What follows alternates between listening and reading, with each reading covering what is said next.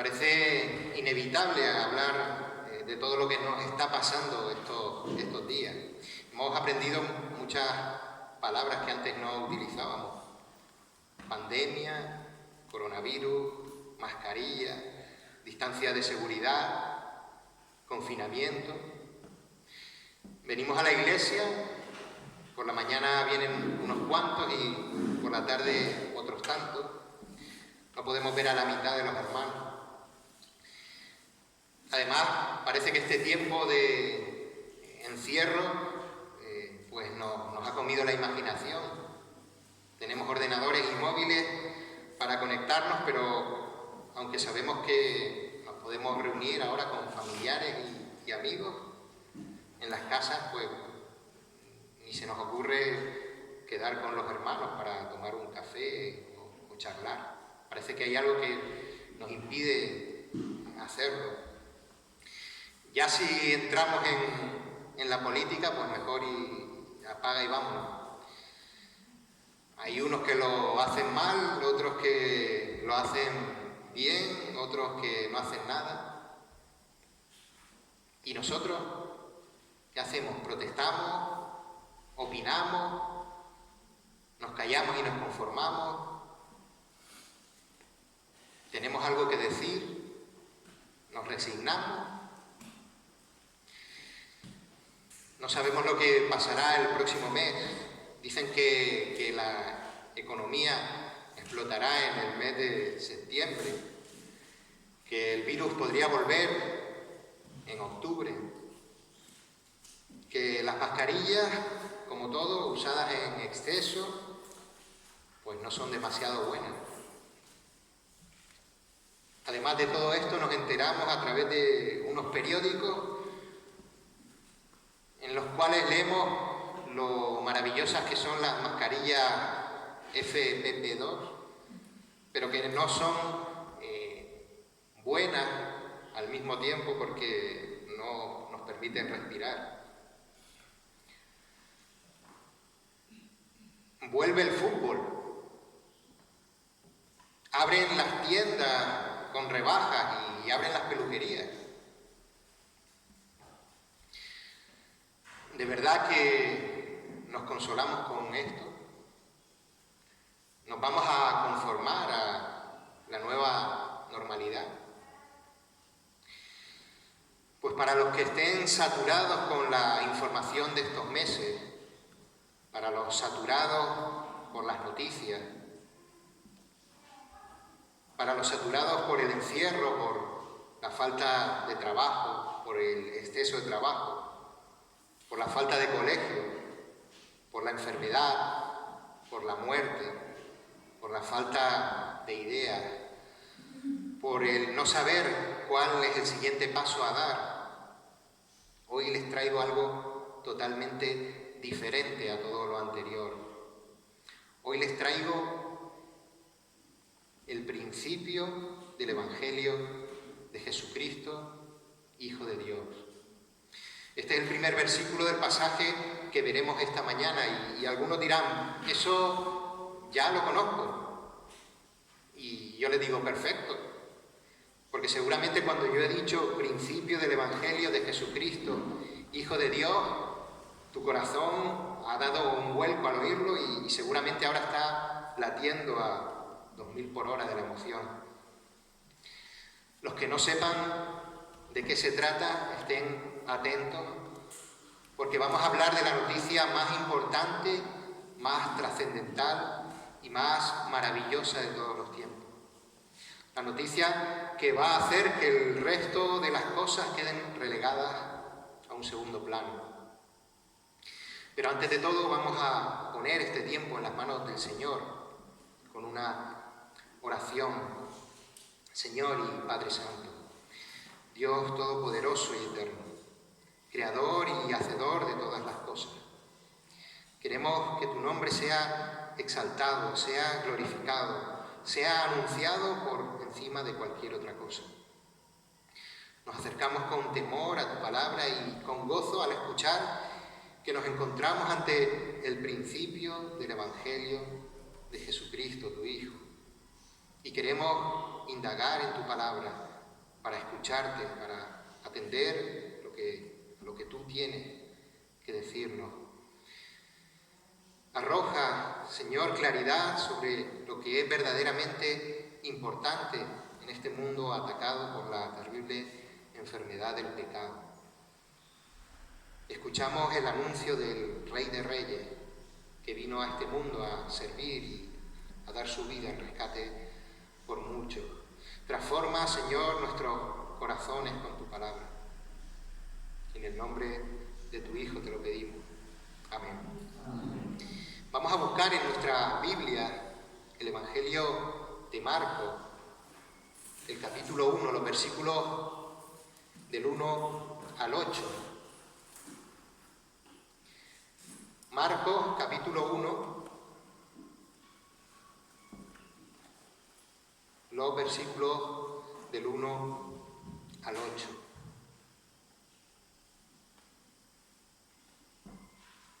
Marcos capítulo 1, versículos del 1 al 8, y dice así la palabra de Dios: principio del Evangelio de Jesucristo, Hijo de Dios. Como está escrito en Isaías el profeta: he aquí yo envío mi mensajero delante de tu faz, el cual preparará tu camino delante de ti.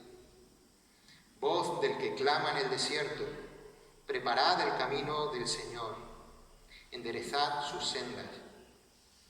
Bautizaba Juan en el desierto y predicaba el bautismo de arrepentimiento para perdón de pecados. Y salía a él toda la provincia de Judea y todos los de Jerusalén, y eran bautizados por él en el río Jordán, confesando sus pecados. Y Juan estaba vestido de pelo de camello y tenía un cinto de cuero alrededor de sus lomos, y comía langostas y miel silvestre. Y predicaba diciendo: viene tras de mí el que es más poderoso que yo, a quien no soy digno de desatar encorvado la correa de su calzado. Yo a la verdad os he bautizado con agua, pero él os bautizará con Espíritu Santo. Hasta aquí la palabra de Dios. Cuando escuchamos la palabra evangelio, aquellos que tenemos contacto con la Iglesia, enseguida pensamos en estos 4 libros que están al principio del Nuevo Testamento: Mateo, Marcos, Lucas y Juan.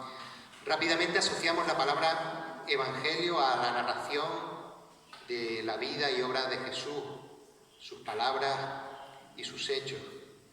Pero cuando esta palabra se utiliza en la Biblia, no hace referencia a ningún libro, sino que se refiere al mensaje de salvación. Y ese es el significado que Marcos quiere darle al comienzo de su texto. Cuando Marcos escribe su libro en el siglo I después de Cristo, las personas que lo leen, que lo escuchan, entienden que el significado que tiene la palabra evangelio es el de buenas noticias. Evangelio era una palabra empleada principalmente por los soldados, relacionada con las buenas noticias de una victoria o una conquista militar. Y esta palabra era así entendida tanto por los judíos como por los gentiles que en aquella época pues estaban bajo la influencia cultural del Imperio Romano. Y es importante que entendamos esto. Los judíos, cuando escuchaban la palabra evangelio, entendían que se refería a la mayor victoria posible de parte de Dios. Estaba relacionada con la salvación del pueblo de Dios por medio del rey mesiánico, el Mesías, el libertador del pueblo, el Rey de Reyes que venía a ocupar su lugar legítimo y a liberar al pueblo judío de la opresión romana. Pero para los romanos esta palabra también hacía referencia a la llegada de un gran rey, pues anteriormente se había utilizado esta palabra con el mismísimo emperador César Augusto, al que veneraban como si fuera un dios. Así comienza Marcos este evangelio, proclamando la llegada del gran rey y lo presenta con su nombre. Su nombre es Jesucristo y es el Hijo de Dios. El nombre de Jesús, la primera parte de esta frase, es el nombre que el ángel le dijo a José, su padre, que debía ponerle, tal y como podemos leer en Mateo 1:21, cuando el ángel se le aparece a José y le dice que María daría a luz un hijo y llamará su nombre Jesús, porque él salvará a su pueblo de sus pecados. Este es el significado del nombre Jesús. Jesús significa el Salvador. La segunda parte, Cristo, es un título. Es la traducción griega de la palabra hebrea Mesías, que significa el ungido. Ese es el nombre con el que se referían a los reyes de Israel, estos reyes que eran escogidos por Dios.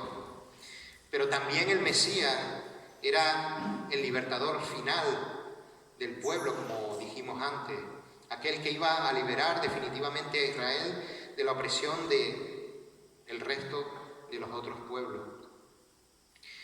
Para completar la presentación y los títulos de este rey, Marcos dice el Hijo de Dios. Y está definiendo así la naturaleza de Jesús. No era un hombre más, no era un rey más, ni siquiera es que fuese el rey humano más poderoso que pudiera existir. Este rey que había de venir tenía la misma naturaleza de Dios. Era Dios mismo. Marcos nos ha presentado al protagonista de este libro, al rey que encarnaba la buena noticia. Pero a continuación continúa hablando de la persona que llega delante de este rey. Nos empieza a hablar de Juan el Bautista. Y podría sorprendernos que el texto pues, nos hablase de Juan y no de Jesús. Pero es que comprender quién era Juan el Bautista nos llevará a determinar sin lugar a dudas quién era Jesús. Vamos a ver tres aspectos del texto que nos hablan de Juan, pero que apuntan a quién es el rey del que Marcos nos habla en su libro. Y el primero de ellos, el mensajero profetizado, que nos apunta a la llegada del nuevo rey. Y vamos a los versículos 2 y 3. Dice, como está escrito en Isaías el profeta: He aquí, yo envío mi mensajero delante de tu faz, el cual preparará tu camino delante de ti. Voz del que clama en el desierto: preparad el camino del Señor, enderezad sus sendas. Marcos, el autor del libro, está haciendo referencia aquí a dos profecías del Antiguo Testamento. La primera se encuentra en Malaquías 3:1 y se escribió 400 años antes de lo que está sucediendo en ese momento. Y decía: He aquí yo envío mi mensajero, el cual preparará el camino delante de mí. Y vendrá súbitamente a su templo el Señor a quien vosotros buscáis, y el ángel del pacto a quien deseáis vosotros. He aquí viene, ha dicho Jehová de los ejércitos. Esta profecía de Malaquías era perfectamente comprensible por los oyentes de aquella época. Los que escuchasen estas palabras sabían que tras la llegada del mensajero de Dios llegaría el Rey de Reyes, el Mesías. Es como el dicho este de que por el humo se sabe dónde está el fuego. Pues si queremos apagar un incendio, queremos localizar el fuego, pues el humo, si lo vemos a lo lejos, nos da indicios de dónde se encuentra aquello que realmente estamos buscando. Esto es lo que sucede con esta presentación. Además, Jesús mismo, en Mateo 10:11, dijo que estas palabras del profeta Malaquías se referían a Juan el Bautista. La segunda profecía a la que hace referencia este texto se encuentra en el libro de Isaías, el capítulo 40, el versículo 3, y complementa la misión de este precursor, de este emisario, de este embajador del Mesías. Dice: voz que clama en el desierto, preparad camino a Jehová, enderezad calzada en la soledad a nuestro Dios. Estas dos profecías se cumplían en este momento y nos hacen entender que la llegada del Mesías, la llegada de Jesús, el Salvador, no es fruto de la improvisación de Dios. Algunos piensan que Dios es un Dios que va probando a ver si las cosas salen bien o salen mal. Algunos piensan que fue probando con el pueblo de Israel cómo funcionaban primero los jueces, después los reyes, después el cautiverio, y después se le ocurrió mandar a Jesús, pero no es así. Dios tiene un plan desde antes de los tiempos. Dios no va improvisando las cosas que suceden. Tampoco actúa así en nuestras vidas. A veces pensamos que Dios va a ir obrando en nuestras vidas conforme nos portemos bien o mal, hagamos las cosas bien o mal. Pensamos que si hacemos las cosas bien, si oramos, si leemos la palabra, si vamos a la iglesia, entonces Dios va a hacer que todas las cosas nos salgan bien, como si nuestros actos pudiesen condicionar la voluntad del Todopoderoso. Olvidamos que no hacemos las cosas bien para recibir el favor de Dios. El que es de Dios es hechura suya, creado en Cristo Jesús para buenas obras, las cuales Dios preparó de antemano para que anduviésemos en ellas. Dios lo tiene todo previsto y preparado. La llegada del Mesías, del Salvador, estaba prevista. Estos primeros versículos no solo anuncian al mensajero que precede al rey, sino que nos informan de la misión que tenía Juan el Bautista. Cuando un rey iba a llegar a una ciudad, primero acampaba a las afueras de esa ciudad y mandaba a su mensajero para anunciar su llegada y para que preparasen la ciudad, limpiaran las calles, quitasen los obstáculos que impidiesen la entrada y llamasen a las personas para que estuvieran listas para recibirlo. Pero ¿cómo preparó Juan el camino de Jesús? Juan trató de quitar los obstáculos de la incredulidad de los corazones y las mentes de los pecadores. El camino del Señor se prepara con el arrepentimiento. El camino del Señor se prepara volviéndonos de nuestro pecado a la justicia de Dios. Se enderezan sus sendas cuando renunciamos a nosotros mismos para que sea Él quien dirija nuestras vidas. Porque este rey que viene no es un rey cualquiera que necesite que esté en las ciudades adornadas, que esté en las calles llenas de personas que lo vitoreen, ni que le hagan regalos. No venía para recibir nada del ser humano, que al final nada puede darle. El rey que viene en la figura de Jesús es Dios mismo. Preparad camino a Jehová, enderezad calzada en la soledad a nuestro Dios.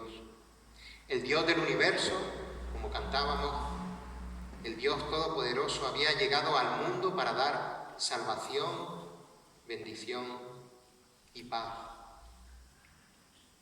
Su llegada, como vemos, fue anunciada y prometida desde hacía mucho tiempo, siendo precedida por un mensajero que proclamaba su venida, y este es Jesucristo, el Hijo de Dios. El segundo punto sobre el mensajero que nos apunta hacia Jesucristo es la descripción propia de esta persona. El segundo punto, el mensajero del nuevo rey. Y leemos en los versículos del 4 al 6, bautizaba a Juan en el desierto y predicaba el bautismo de arrepentimiento para perdón de pecados. Y salían a él toda la provincia de Judea y todos los de Jerusalén, y eran bautizados por él en el río Jordán, confesando sus pecados. Y Juan estaba vestido de pelo de camello y tenía un cinto de cuero alrededor de sus lomos, y comía langostas y miel silvestre. Tras relacionar al mensajero del Mesías con las profecías del Antiguo Testamento, ahora Marcos nos revela de quién se trata. Este mensajero es Juan el Bautista. Juan era un nombre muy común en la época y su significado era el Señor es misericordioso. Ese era el significado del nombre Juan. El sobrenombre de El Bautista, que le ponemos nosotros, lo identifica con uno de los aspectos más reconocibles de su ministerio. Bautizaba a Juan en el desierto. Y bautizaba en el desierto, allí es donde vivía Juan, en el desierto. Un lugar que era un referente para el pueblo judío, pues era el recuerdo de la liberación del pueblo de la esclavitud en Egipto.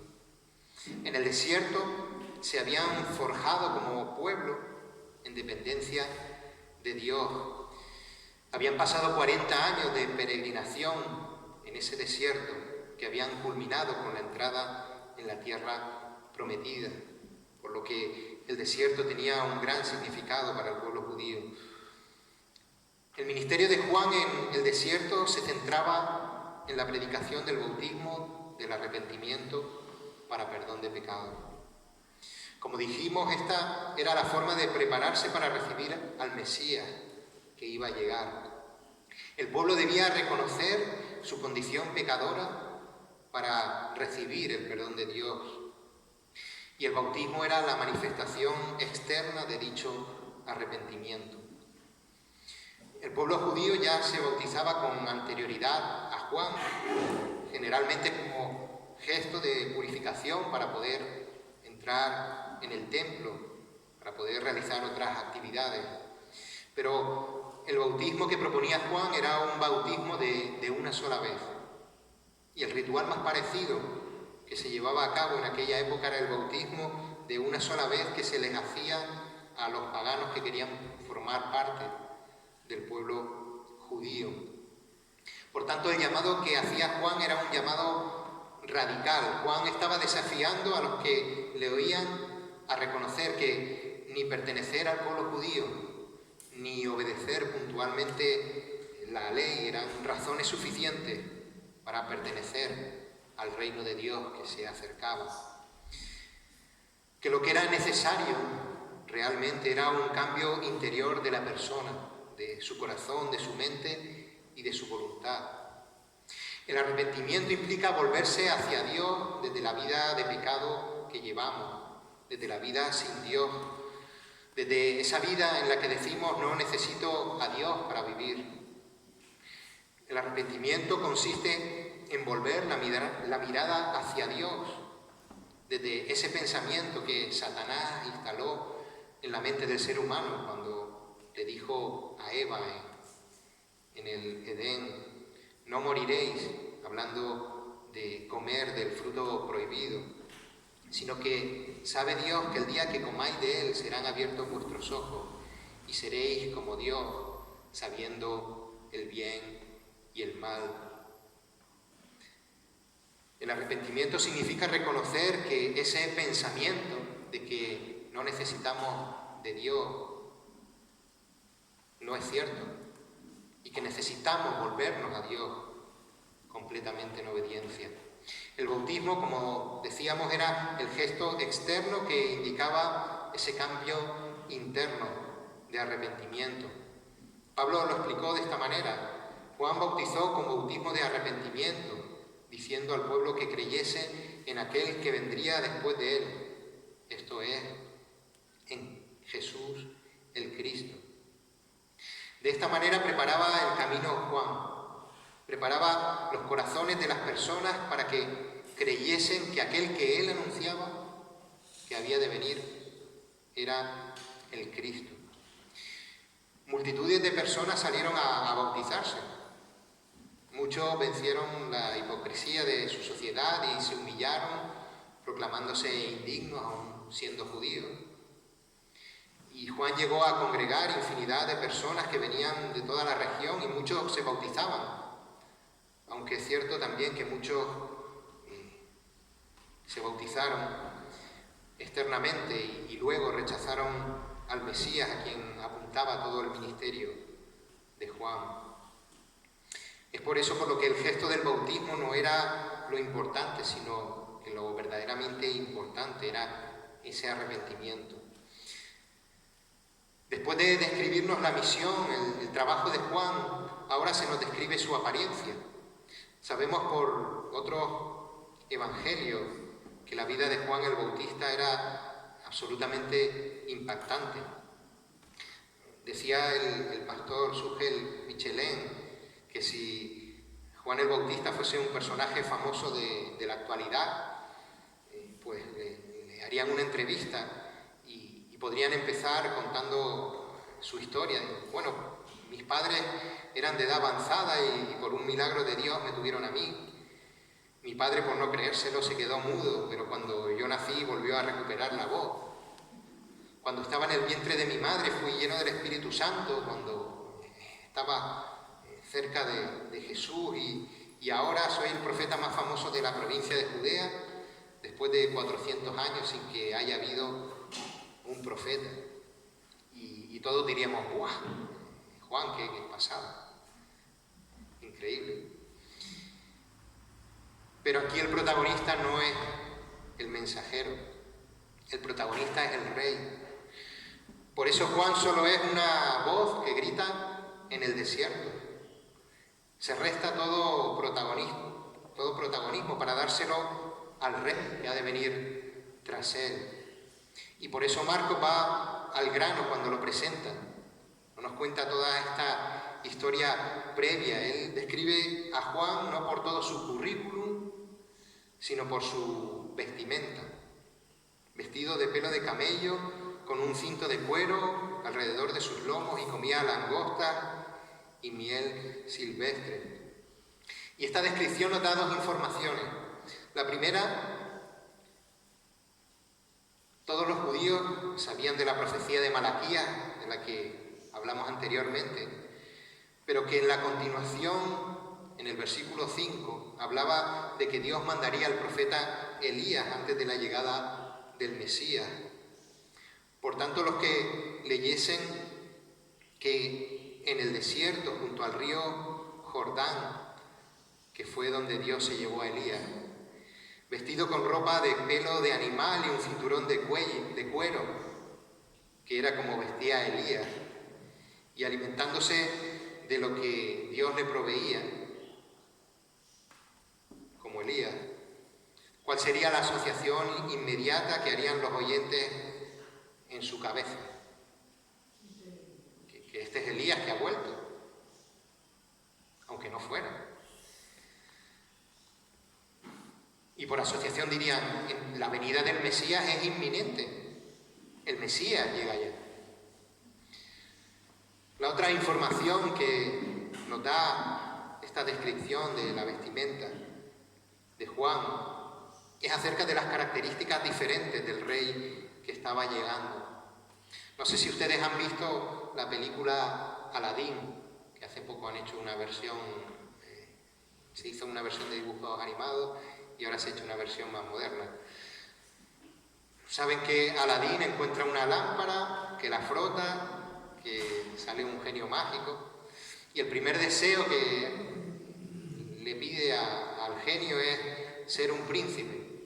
Y entonces hay una escena en la que se anuncia la llegada de este príncipe que es Aladín, y lo anuncian con trompetas, con confeti, con grandes elefantes, con oro, con soldados, con leones, con monos.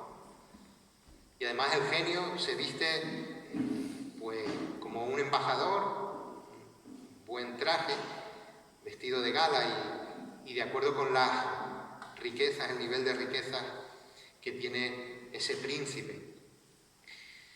Pues Juan va vestido con una piel de pelo de camello y un cinto de cuero, y su alimento es lo primero que podía encontrar a mano. No era la pretensión de Juan que los demás vistiesen como él vestía, pero para él lo importante y lo urgente estaban unidos en una misma idea: llamar al arrepentimiento a las personas para que pudieran creer que Jesús era Dios. Por eso la ropa para él no era importante, y por eso él no podía perder el tiempo ni despistar su cabeza en los placeres y actividades del mundo, que más bien podrían ser una piedra de tropiezo para que las personas rechazasen su pecado y se volviesen a Dios. Pero también, como Aladín, aunque a la inversa, las ropas de Juan estaban manifestando la diferencia de este rey que estaba por llegar. Un rey que no se fijaba en lo exterior, porque sabía que el interior del ser humano estaba corrompido. Un rey que no venía a ser servido, sino a servir y dar su vida en rescate por muchos. Un rey que sería tachado de amigo de publicanos y pecadores, porque había venido a buscar y a salvar lo que se había perdido. Lo leemos en Lucas 19:10. Un rey que llega no para recibir halagos, tratos de favor, privilegios, sino que se identifica con lo más bajo de la sociedad, con lo más bajo de la condición humana. Un rey que no se queda en su palacio para que otros ganen sus batallas, sino que da su vida para vencer definitivamente la guerra contra el pecado. Es por esto que las características de este mensajero apuntan hacia Jesucristo y quién era. Repasando lo visto hasta ahora, las profecías hablan del mensajero que preparaba el camino del nuevo rey, y las características del mensajero también nos hablan del nuevo rey. El último punto podríamos decir que es que el mensajero conoce la importancia del nuevo rey. Versículos 7 y 8: y predicaba diciendo: viene tras de mí el que es más poderoso que yo, a quien no soy digno de desatar encorvado la correa de su calzado. Yo a la verdad os he bautizado con agua, pero él os bautizará con Espíritu Santo. Juan tenía perfectamente clara una cosa: su labor como mensajero del nuevo rey. Esa labor era hacer que los que le escuchaban no lo mirasen a él, sino que esperaran y miraran a aquel que venía detrás de él. Y era una tarea complicada. Los seres humanos nos pasamos la vida buscando ídolos, precisamente por la pérdida de nuestro referente en Dios. Acabamos ensalzando al futbolista de turno, al político de turno, al influencer de YouTube. Y todas estas personas nos dicen lo que es gracioso, lo que no, lo que está de moda, lo que no. Pues Juan se estaba convirtiendo en una estrella de la época. Sus contemporáneos reconocían en Juan a un enviado de Dios, a un profeta. Juan también tenía discípulos que le seguían y aprendían sus enseñanzas. Y estos discípulos de Juan, en un momento determinado, le dijeron a Juan: mira a ver qué está pasando con este hombre de quien tú diste testimonio, que está adquiriendo más fama que tú. Y Juan les respondió: es necesario que él crezca, pero que yo mengue. Juan tenía clarísima su condición con respecto a Dios. Viene tras de mí el que es más poderoso que yo, a quien no soy digno de desatar encorvado la correa de su calzado. Desatar la correa del calzado era la tarea más baja que podía hacer un esclavo, que primero desataba el calzado del amo y luego le lavaba los pies. Pues Juan decía que su condición era por debajo de la más baja condición existente para un ser humano en relación con el Mesías, con el Hijo de Dios. Pero no solo en lo que se refiere a su condición como ser humano con respecto a Dios, sino en su ministerio. Dice Juan: yo a la verdad os he bautizado con agua, pero Él os bautizará con Espíritu Santo. Juan estaba diciendo que su bautismo era totalmente simbólico, que solamente podía lavarlo externamente en agua, pero que el verdadero cambio de vida, el cambio y limpieza interior, solamente lo podía hacer Jesús. El ser bautizados con Espíritu Santo se produce en el mismo momento en el que somos salvados y hemos creído en Cristo Jesús como Señor y Salvador por medio de la fe. Desde que el Señor envió su Espíritu Santo a sus discípulos en el día de Pentecostés, todo creyente que es salvado experimenta la presencia del Espíritu Santo en su interior. Por eso muchos que recibieron el bautismo de Juan se apartaron posteriormente, porque el único que cambia la vida de las personas es Jesús. Tu vida no la cambia ni Juan el Bautista, ni Juan el Evangelista, ni San Pedro, ni la Virgen María, ni John MacArthur, ni Sugel Michelin, ni Miguel Núñez, ni Moisés Peinado, ni Miguel Burgasoli, ni Luis Burgasoli, ni Javier Gómez, ni tú mismo. Tu vida la cambia Jesús. Cuidado con lo que hacemos, porque a veces sin querer queriendo, como decía el Chavo del Ocho, podemos convertirnos en protagonistas. Y con ello lo único que estaremos haciendo es poniendo tropiezo para que las personas no conozcan al que verdaderamente cambiará su vida. De nada sirve que te digan que bien hablas, que bien predicas, que bien cantas, que bueno eres con las personas, si la palabra de Dios que compartes no produce en las personas el arrepentimiento y el cambio en sus vidas que es capaz de producir cuando la persona entiende que no son palabras dichas por un hombre, sino que son las palabras de Dios. Como resumen final, el Evangelio son buenas noticias. Son las buenas noticias de un rey que nos acerca a un nuevo reino. Este rey es el Mesías esperado, que fue profetizado siglos antes. Es Dios mismo. Su reinado es de perdón, bendición y salvación. Lo reciben aquellos que se arrepienten. Y aquellos que se arrepienten serán bautizados con el Espíritu Santo. La presencia de Juan el Bautista proclamaba la llegada de este nuevo rey. No existe otra noticia mejor para nuestras vidas que la llegada al mundo de Dios para liberarnos del pecado. Por eso, entre todas las noticias, opiniones, incertidumbres, decepciones, tristezas que podamos estar viviendo, tenemos el Evangelio. Para la gente que no conoce a Dios, hablémosle el Evangelio. Para la gente que conoce a Dios, hablemos del Evangelio. Oremos.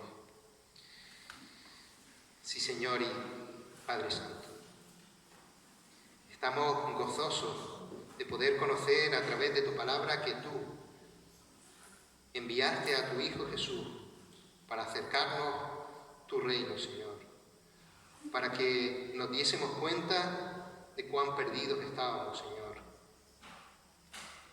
para que nos diésemos cuenta de que en nuestra vida necesitamos del Dios Todopoderoso, de nuestro Creador, de aquel que sabe cómo somos, de aquel que nos hizo, de aquel que es el único que nos puede rescatar de nuestra condición de pecado.